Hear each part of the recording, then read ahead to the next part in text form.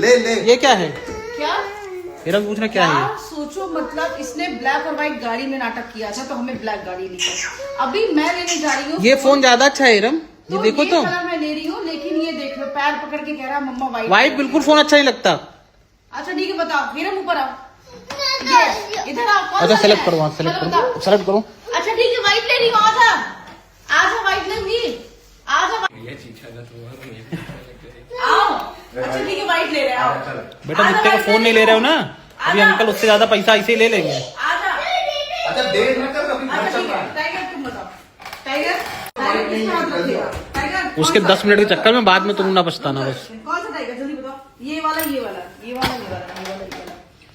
ये देख, नीचे फोन पे फोकस पड़े लिखे कौन सा, कौन सा लेना है? तुम हाथ रख दो। कौन सा वाला?